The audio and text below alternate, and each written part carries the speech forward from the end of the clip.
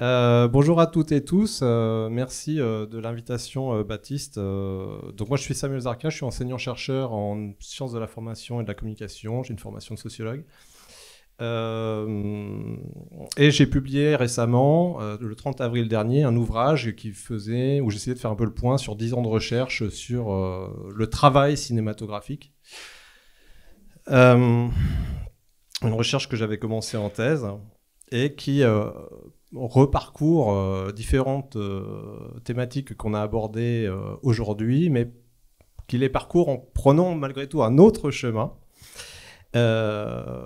qui est celui de, je pourrais le présenter comme ça, comment se fait-il qu'en France particulièrement, comparativement à d'autres pays, on ait une industrie cinématographique qui se soit maintenue, qui ait persisté dans le temps, depuis plus d'un siècle, considérant que, par exemple, on a des expériences de cinématographie nationale, pour le coup, qui sont considérablement affaiblies, hein, je veux dire, ne serait-ce que quantitativement. Par exemple, on pense souvent à l'Italie ou à l'Allemagne.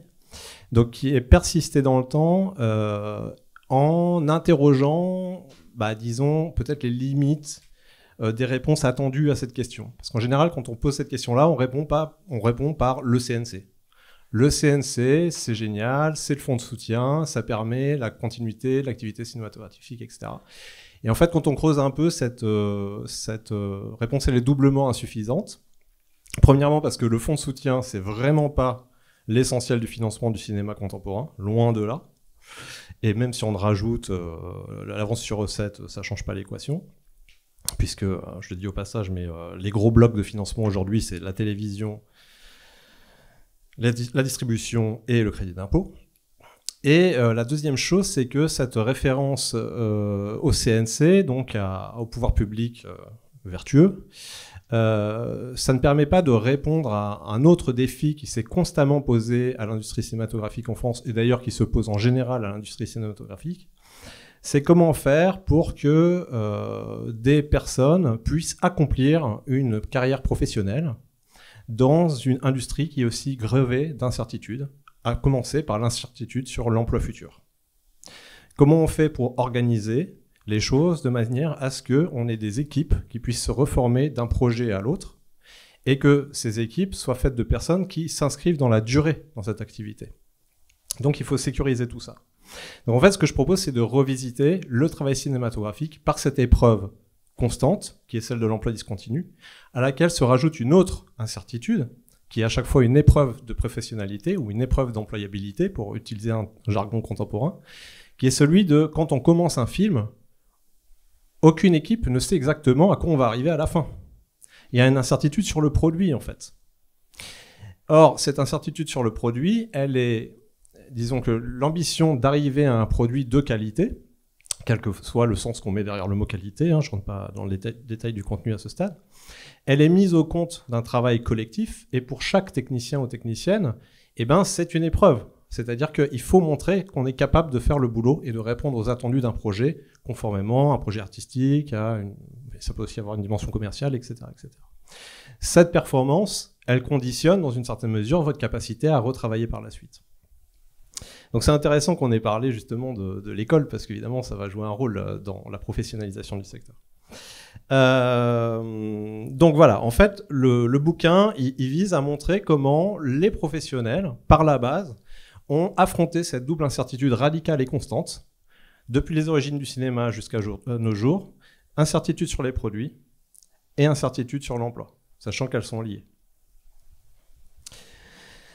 Ce que essaie de montrer le livre, c'est que, en s'intéressant à la France, alors là je suis totalement dans le national, désolé, c'est que la solution elle va être originale en France. C'est-à-dire qu'elle va se distinguer de ce qui va être mis en œuvre aux États-Unis par exemple, ou en Angleterre. Si je fais très simple, en Angleterre c'est la prédominance du freelance, du travail en freelance, et le cinéma mainstream aux États-Unis c'est quand même structuré par les gros syndicats, les syndicats de métier et les règles.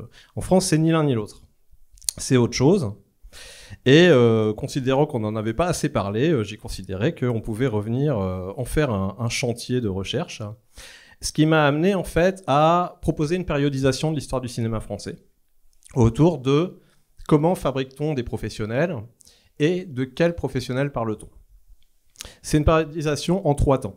En fait, on aurait une première époque qui est celle d'une communauté cinématographique qui s'organise à l'intérieur de la grande entreprise de cinéma, puisque le cinéma des premiers temps, jusqu'à la Première Guerre mondiale, c'est un cinéma qui est dominé par Pathé au premier chef et Gaumont, qui sont des grandes entreprises intégrées, qui vont de la fabrication de matériel jusqu'au tirage des pellicules. Et au cœur de cette filière de production, on a ce qu'on appelle à l'époque le théâtre de prise de vue. Et ce théâtre de prise de vue, disons que c'est l'enceinte à l'intérieur desquelles on forme les gens et on les installe dans un statut, voilà, dans un statut d'artisan du cinéma. En particulier, les personnes qui vont travailler avec le plus de récurrence, c'est-à-dire les metteurs en scène et leurs opérateurs. Et puis, il y a des petites mains autour, ce qu'on appelle régisseur à l'époque, qui doit correspondre à la première assistante d'aujourd'hui, voilà. Et puis, on a une main-d'œuvre un peu plus volatile, qui vont concerner en particulier les décorateurs, qui vont alterner entre la fabrication de décors en studio de cinéma, enfin, peut-être de plus de vue, et puis le théâtre, et puis surtout les comédiens. Voilà, les comédiens, au début des cinémas, c'est souvent des gens qui viennent du théâtre, ils viennent cachetonner, quoi, au cinéma, quoi. Toujours est-il que c'est à l'intérieur de l'enceinte de la grande entreprise qu'on intègre des personnes qui, en général, n'ont pas fait d'école de cinéma, en l'occurrence, viennent d'un peu partout, on les forme un peu sur le tas dans divers ateliers, et puis, au bout d'un moment, ils ont l'opportunité de monter sur le plateau et d'accompagner un metteur en scène plus ou moins installé, ou bien qui commence sur de la production, et à l'époque, je rappelle que c'est de la production de masse. Là, le terme de productivisme s'applique, c'est-à-dire qu'on est sur des films relativement courts en général, et on débite de la bande, quoi. C'est quand même ça, le début du cinéma. Ça se vérifie, je le dis au passage, je ne veux pas me noyer dans les détails parce que mon temps est limité, mais ça se vérifie au passage parce que, notamment, il y a des primes de production à la quantité produite auprès des metteurs en scène, voilà, pour les encourager, en fait, les inciter à produire beaucoup. Donc ça, c'est le premier temps de ma périodisation. Après, on a donc la guerre de 14 qui met en question tout ça, avec un quasi-arrêt, enfin un très fort affaiblissement de la production, et qui va être sanctionné à l'issue de la guerre par un retrait de ces grandes compagnies d'une activité productive aussi intense qu'elle avait pu être auparavant. Et on va avoir cette phase un peu de transition, qui va être la dissémination de la production auprès d'entreprises plus fragiles, et qui est grosso modo le mode d'organisation économique, socio-économique, sectorielle qui va se maintenir jusqu'à présent. Même s'il y a des institutions qui vont se construire là-dessus, mais là où je veux revenir, c'est que s'ouvre une période qui va durer, on va dire, jusqu'à la fin des années 70, grosso modo, où les artisans du cinéma qui se retrouvent à la rue des studios, à la rue des théâtres de prise de vue, à la rue de Théâtre et Gaumont, vont devoir trouver une autre manière de s'installer et de durer sur le marché du travail qui donc a éclaté. Et ça, la solution qui va être trouvée très progressivement, à travers moult contorsions, ça va être la carte d'identité professionnelle. Cette carte d'identité, on commence à la concevoir pendant la crise des années 30, où il y a une recrudescence du chômage parmi les techniciens, les artisans du cinéma, à la suite de l'essor commercial et productif du passage au parlant. Donc, ça monte en flèche et puis ça s'écroule. Il y a les premiers syndicats, les premières associations de métiers qui se montent et on commence à parler de cette carte, on parle de cette carte. Il y a un projet de Jean Zay, qui est ministre des Beaux-Arts à l'époque, de mettre en place une première version de cette carte. Ça n'a pas lieu parce qu'il y a le gouvernement de Vichy, il y a l'occupation, il y a le débâcle, occupation et gouvernement de Vichy. Et donc cette carte, elle va s'institutionnaliser dans sa première forme à l'initiative du gouvernement de Vichy, sous une forme raciste, c'est-à-dire qu'il s'agit d'exclure les juifs de la profession, quoi. Et ça va être donc une manière de réserver l'emploi à ce qu'ils appellent à l'époque les vrais professionnels. Cette carte, c'est un héritage des cinéastes résistants à la libération. Ils ont fait l'expérience de cette carte et ils sont gênés. À la fois, ils veulent la garder parce que ça permet de réserver l'emploi à ce qu'ils appellent les vrais professionnels, mais en même temps, c'est une carte antisémite, c'est la carte de Vichy. Donc ils vont devoir la réinventer en 1947, juste après la création du CNC. C'est la première décision du CNC, ce qui signifie qu'il y a quand même un enjeu à ce moment-là, de restaurer ou réinventer cette carte professionnelle sur des bases purement professionnelles, qui vont être, pour accéder à la carte de technicien de cinéma, alors que ce soit technicien, assistant ou chef de poste, il va falloir ou bien montrer qu'on a une formation, donc c'est les références aux premières formations de l'IDEC, ou bien de l'école Vaugirard, pour les opérateurs, ou bien, avoir travaillé sur un certain nombre de films. Et en général, c'est 3 longs métrages. Enfin, ça dépend du grade auquel vous voulez du grade que vous voulez atteindre. Mais en particulier pour devenir chef de poste, chef opérateur, directeur de la photo, il faut avoir comme cadreur fait 3 films, 3 longs métrages qui permettent de candidater à la commission d'attribution des cartes, qui est maîtrisée par les syndicats de salariés et d'employeurs, et qui va regarder sur votre dossier si vous pouvez accéder au statut. Et alors ça, c'est un système qui fonctionne très bien tant que le cinéma règne sur le monde de l'image animée et tant qu'il n'est pas embêté par la télévision. La télévision, et plus particulièrement l'éclatement de l'ORTF en 1975, c'est ce qui va mettre en cause la carte du cinéma, et c'est ce qui va donc m'obliger à dire qu'il y a une 3e période qui va s'ouvrir.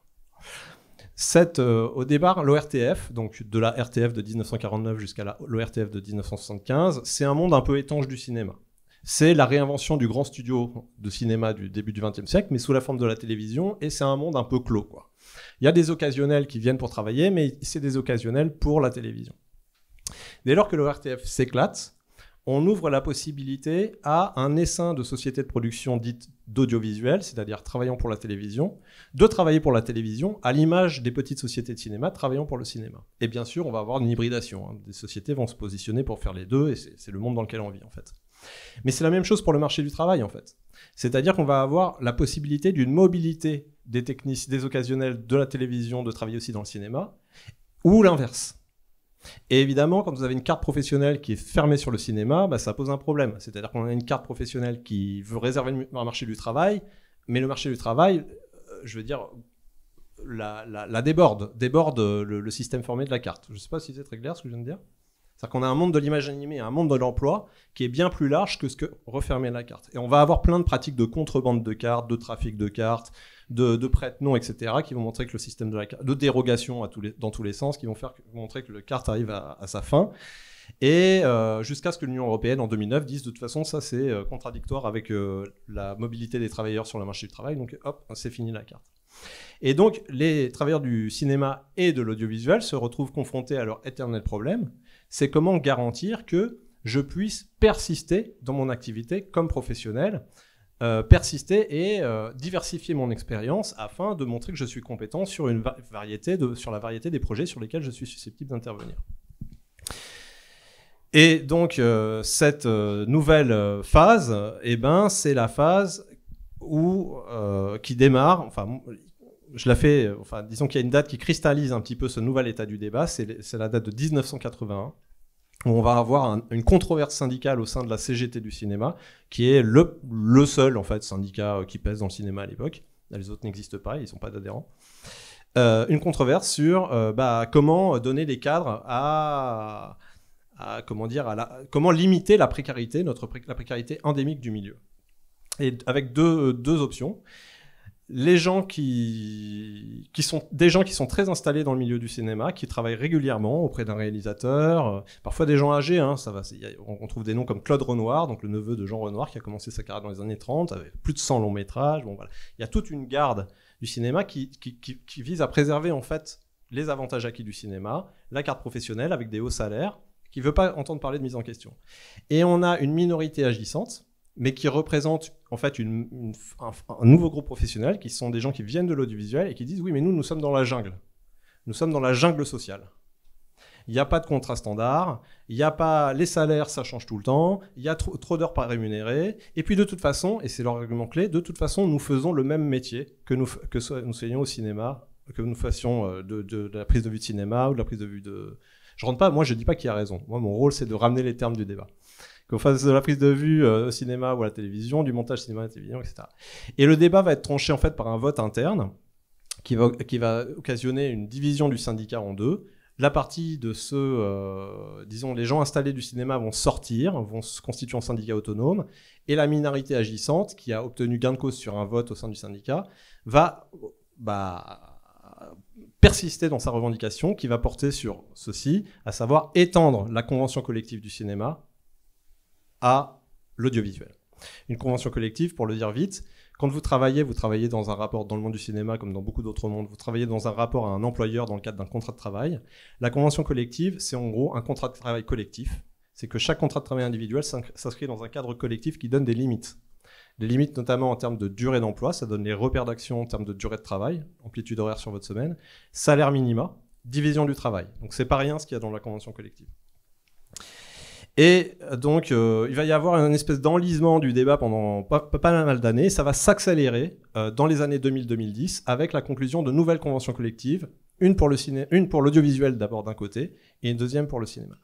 Et j'essaie de mettre en valeur le fait dans le livre que souvent quand on parle de droit du travail, etc., on est souvent dans des trucs juridiques, le droit, la subordination et tout ça. Moi, j'aborde ça en sociologue, en fait. En fait, mon point à l'arrivée du bouquin, c'est de dire, on parle de l'exception culturelle comme une espèce de truc génial qui vient un peu du ciel, l'état paternaliste culturel qui abonde d'argent pour qu'on ait la diversité, etc. Bon, pourquoi pas, hein. Néanmoins, dans cette exception culturelle, il faut aussi prendre le compte qu'il y a dorénavant ces conventions collectives qui viennent asseoir un monde du travail, en fait. Qu'est-ce que ça veut dire asseoir ? Parce que là, je fais des métaphores. En fait, si on a une diversité de production, c'est aussi parce qu'elles peuvent se déployer à l'intérieur des repères communs qui sont fixés par la convention collective et qui sont intégrés en fait par les professionnels, au premier desquels les directeurs de production. Le directeur de production, c'est quand même la personne qui va s'assurer à ce que le projet s'intègre dans un budget. Et pour ça, il a besoin de repères. Directeur de production, repères économiques. Mais c'est aussi des repères pour les durées de travail. Je veux dire, on peut imaginer un monde où ce serait acceptable, mais disons que pour les professionnels du cinéma, ils savent que ça reste souple, il y a plein de souplesse dans la convention collective, mais ils savent en gros comment ça va s'organiser. Voilà, on travaille sur un forfait d'heures et qu'on va pouvoir assembler, c'est les règles depuis 2012, hein, et qu'on va pouvoir assembler au fil de la semaine en fonction des besoins des journées, etc., etc. Et enfin, la division du travail dont je vous parlais, ces conventions collectives du cinéma d'un côté et de l'audiovisuel de l'autre, elles conservent un peu ce que disait la carte. Elle disait, pour une branche photographie, en haut, on a un directeur de la photographie, ensuite un cadreur, premier assistant, deuxième assistant, troisième assistant. Et ce qu'elles disent surtout, qui est très important, c'est qu'on ne peut pas remplacer un directeur de la photo par un cadreur. Si vous voulez embaucher un cadreur, d'abord vous devez embaucher un directeur photo. Et ça pour toutes les branches. Le costume, le décor, le montage, etc., etc. Donc en fait là, c'est la garantie formelle sur le papier qu'on respecte une division du travail et une structuration du collectif de travail, et donc de l'équipe, et donc du travail collectif, et donc de la performance collective dans le cadre d'un projet donné. Combien de temps ? Ouais, ça va, je m'en sors. Donc le film, c'est un peu une fresque. Le livre propose cette périodisation, et forcément, comme je traverse à travers ce fil des techniques pour professionnaliser les personnes, des efforts collectifs des professionnels pour aboutir à des technologies sociales qui donnent des cadres à l'action et pour faire perdurer la production cinématographique et aujourd'hui audiovisuelle plus Internet, dans le temps, et ça m'amène, mais alors là, de manière beaucoup moins approfondie que ce qu'on a entendu depuis tout à l'heure et qui est vraiment extrêmement intéressant, mais ça m'amène à poser les questions de, les chefs-op, les premières écoles, d'où ça apparaît. Parfois, j'aborde aussi ce que peuvent faire des changements technologiques sur la structure du collectif de travail, des dimensions comme ça. Je donne un exemple concret. Dans la convention collective du cinéma qui a été signée en 2012, on recense, et elles y sont pas toutes, mais on recense plus de 100 fonctions susceptibles d'intervenir dans un collectif filmique. Évidemment, il y en a qui reviennent tout le temps. Il y aura tout le temps quelqu'un à la prise de vue, à la prise de son. Même s'il n'y a pas de décor construit, il y aura bien un ensemblier pour mettre 2-3 trucs. Enfin, il y a des trucs qui reviennent tout le temps. Il y aura un monteur, une monteuse. Mais il y a plein de nouvelles fonctions. Il y a le responsable enfant, par exemple. Il y a l'animatronicien avec des appareils électroniques. Voilà. Donc ça s'est enrichi, en fait. Parce que vous le voyez, ça s'objectif, parce que vous le comparez à 1950, où on faisait déjà une liste, on avait déjà fait une liste des métiers, et on est à 30 métiers. Donc on est passé de 30 métiers reconnus à plus de 100 métiers, et même aujourd'hui, ils sont pas tous dans la convention. Le coordinateur d'intimité, dont on parle beaucoup aujourd'hui, il n'est pas dans la convention, peut-être qu'il y sera un jour. Donc voilà, il y a un enrichissement de ces dispositifs, et ce que je propose de dire comme proposition théorique, c'est que quand on parle de l'exception culturelle, d'abord il faut prendre acte que cette exception culturelle, c'est notamment une politique industrielle, c'est des dispositifs pour faire perdurer l'activité à travers des dispositifs de financement, et qu'il ne s'agit pas non plus de balancer de l'argent, il faut quand même qu'il y ait des structures à la base pour que tout ça tienne debout. Et c'est là qu'intervient mon débat sur la professionnalisation, les conventions collectives, etc. Et un dernier point que je voulais évoquer,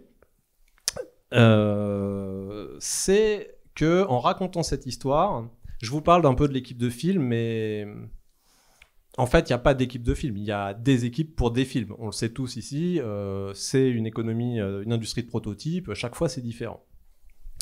Mais bon, quand on a une ambition un petit peu théorique dans le cadre d'un travail de recherche, on se dit oui, mais on a envie de mettre de l'ordre quand même là-dedans. Donc comment on va faire? Et d'habitude, je reviens sur les idées communes toujours. Il faut toujours partir du plus connu, parce qu'il est bien connu et souvent mal connu. Donc ça mène à réfléchir. Souvent on dit il y a le film d'auteur et le film commercial. Mais souvent, sous la plume des collègues, on lit oui, mais ça va pas, parce que souvent ça se mélange. Et puis des fois on dit commercial, oui, mais industriel, alors ça s'interfère, alors on sait plus trop ce que ça veut dire. Et puis on parle beaucoup d'artisanat, hein, c'est revenu plusieurs fois aujourd'hui. Alors moi, j'ai emprunté un courant théorique qui s'appelle la socio-économie des conventions, je ne vais pas développer trop, mais je leur ai emprunté une manière d'analyser les mondes du travail pour faire la proposition suivante. En fait, l'histoire du cinéma et de l'audiovisuel, elle s'organise toujours autour de 4 tendances. Il y a une tendance qu'on connaît bien en France, qui est une tendance auteuriste.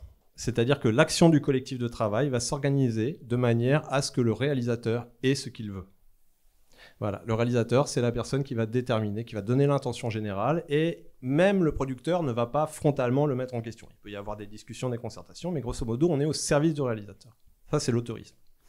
On a une autre dimension qui revient tout le temps, et même dans la nouvelle vague, elle est prise en compte. Je veux dire, c'est pas pour rien qu'il y a Brigitte Bardot dans Le Mépris. C'est que, notamment, il y a une dimension commerciale qui intervient. Le cinéma, c'est une industrie commerciale, elle doit rapporter de l'argent dans une certaine mesure. En tout cas, ça intervient dans un certain nombre de films. Quand on parle de cinéma commercial, en France, on pense souvent aux comédies, les tuches et tout ça. Voilà.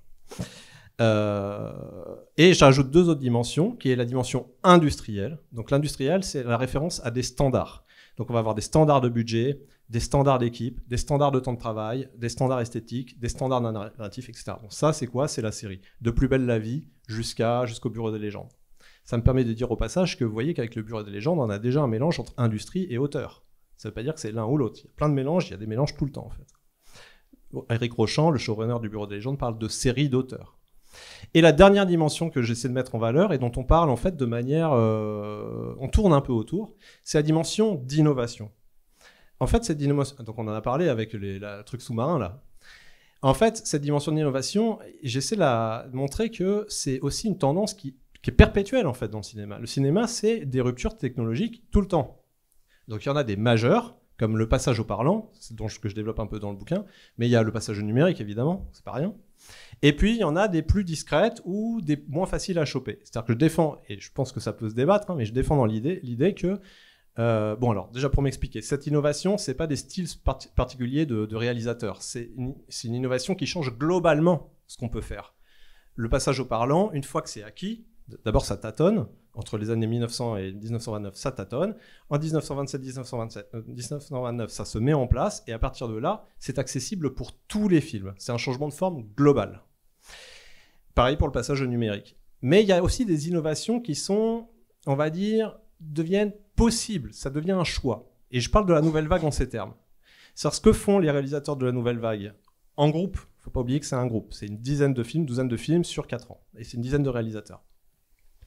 Ils prennent, bon, je pense que tout le monde est à peu près, tout le monde voit à peu près, pas à peine, grosso modo, c'est le contre-pied de tout le travail, tout le cinéma des prédécesseurs, en particulier des personnes comme Claude Anton-Lara, avec ses 2 scénaristes qui reviennent tout le temps, là, Henri Verneuil, ce qui va être le studio, les grosses équipes de décor, les scénaristes, et les dialogues super écrits, et le jeu super écrit. Bon, eux, ils font tout l'inverse de ça.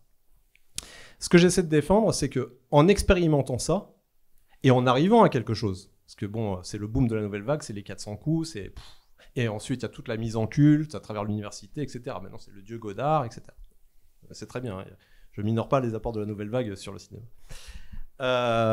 Mais ce que j'essaie de dire, c'est que ce qu'ils ont fait, ça devient une ressource pour les cinéastes par la suite. Si je prends un film comme La loi du marché de Stéphane Brisé, petit budget, et si vous regardez la manière dont il a tourné son film, ok, c'est un film dispositif, c'est exactement comme À bout de souffle. Il y a un acteur professionnel, mais c'est le seul. Tous les autres sont pas professionnels. Les gens arrivent le matin, ils savent pas ce qu'ils vont jouer. On leur dit sur le moment ce qu'ils vont jouer et ce qu'ils vont dire. Il y a de la marge d'improvisation. On joue en décor naturel. Et le film s'écrit au fil de l'eau. Et en plus, analogie supplémentaire, on a un chef opérateur qui vient du documentaire, du reportage, à la manière de Raoul Coutard, voilà, qui a été un peu choisi par Godard pour ça, quoi. Donc, en fait, la nouvelle vague, ça devient une innovation générique qui est dans le sac des cinéastes et qu'ils peuvent mobiliser. Et en fait, voilà, c'est une proposition d'analyser comme ça comment des formes génériques se mettent en place et deviennent des ressources pour les cinéastes. Voilà, je m'arrête là, car je suis à 25 minutes et si jamais il y a des questions, des remarques et tout, je serais très heureux de pouvoir en parler avec vous.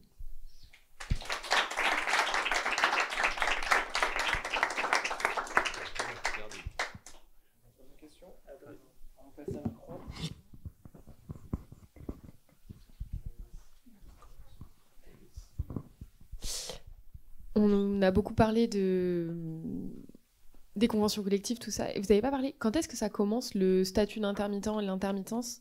Vous savez? Parce que vous n'avez pas employé le mot et du coup, je n'ai pas compris à quel moment. Si vous l'aviez mentionné. Je réponds tout de suite. Ouais, alors merci beaucoup de cette question. Donc, réponse en deux temps. D'abord, ça commence en fait le statut, ce qu'on appelle le statut.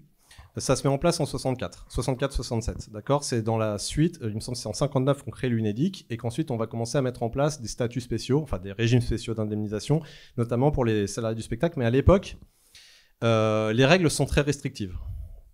C'est pas une source de revenus aussi prévisible, même s'il y aurait beaucoup de choses à dire, hein, mais que ça l'est devenu par la suite. C'est-à-dire que ce qu'on connaît aujourd'hui, en particulier la référence aux 507 heures, c'est entre 79 et 1984. Pourquoi j'en ai pas parlé dans mon exposé et pourquoi dans le bouquin j'en parle, mais en fait je renvoie aux collègues qui ont déjà bossé là-dessus. C'est que moi, ce qui m'intéresse surtout, c'est la manière dont les gens travaillent. Tandis que l'intermittence du spectacle et tout ça, c'est très important, mais ça concerne le hors-emploi. Du coup, je le mets de côté et je renvoie à la bibliographie, parce qu'il y a des super trucs qui existent. Mathieu Grégoire, voilà. Mais c'est ce qui permet un peu aussi la conservation de... Totalement. Mais ça, je le dis quand même. Hein. D'accord, ça marche. Mais je dis quand même aussi... Enfin, je dis, c'est plutôt les techniciens qui disent que ça se complique. Hein. En particulier, en gros, plus... ah non, mais après, je ne porte pas de jugement. Mais en gros, plus vous montez là dans la hiérarchie, donc vous montez en salaire, moins vous touchez d'indemnisation. Et donc, du coup, il faut travailler plus. Enfin, c'est... voilà, c'est pas... 507 heures, c'est fait. Non. Faut regarder à deux fois. Merci beaucoup. Moi, j'avais une question par rapport à la période actuelle, surtout avec l'arrivée d'Internet. Nous, on est en plein dedans, étudiants en sortie d'école. En fait, on est dans un monde où il y a beaucoup, en fait, les techniques, enfin les caméras et tout ça sont devenues peu chères et assez accessibles. Il y a une multiplication en fait de courts-métrages bénévoles et il y a énormément de festivals où il y a beaucoup de projets bénévoles et tout ça. Et en fait, moi, je trouve qu'on se retrouve un peu dans un espèce de schéma de cercle vicieux de la gratuité où en fait, à chaque fois, on nous demande de faire des petits projets bénévoles de courts-métrages. Entre guillemets, on n'accepte pas de nous payer tout de suite. Il faut d'abord qu'on nous connaisse au travers de projets pour avoir peut-être qu'un jour on trouvera un petit producteur qui nous permettra de faire du court-métrage. Et en fait, je vois des milliers comme ça de techniciens partout en France qui comme ça sont dans beaucoup de projets bénévoles et tout. Et surtout avec Internet où en fait, faire un film c'est presque gratuit, le diffuser c'est gratuit face à tout le monde et tout. Est-ce qu'il n'y a pas une nouvelle période qui se crée comme ça? Et comment est-ce que dans ce monde-là on peut... je trouve que du coup, la convention collective et tout ça, ça devient des outils pour... ça devient très important dans un monde où il y a beaucoup de choses gratuites et où ça devient dur d'en faire... d'aller dans ces métiers-là. Là, moi, j'ai pas de réponse toute faite. En tout cas, le bouquin, il n'apporte pas de réponse. Ce que j'ai, c'est des premiers éléments d'observation. C'est-à-dire que moi, c'est vrai que j'ai beaucoup travaillé sur la base d'entretien. Enfin, pour la période contemporaine, j'ai rencontré beaucoup de techniciens expérimentés. Donc des gens qui bossent depuis 10 ans dans de la fiction financée, quoi, ouais. Ou de documentaires, etc. Et évidemment, ça me donne une vision de ces personnes-là. Ouais. Et par rapport à la période contemporaine, eux, c'est des gens qui sont susceptibles de vous dire, avec le boom des séries, on bosse énormément. Même si là, y a une période de creux. En gros, il y a eu un rattrapage de l'après-Covid, quoi. Mais on bosse énormément. Et ma vision, elle est complètement confuse sur plutôt les entrées dans le marché du travail. Donc, ce qui rejoint la question de la professionnalisation et des écoles qu'on a vu tout à l'heure. Donc, pour moi, ça reste vraiment, c'est super intéressant ça, parce qu'on a une extension du champ de l'image animée, mais du coup, on a peut-être aussi une extension de l'informalité. Ouais. Et donc, ce serait à problématiser, mais ça, c'est une vraie question de recherche, en fait.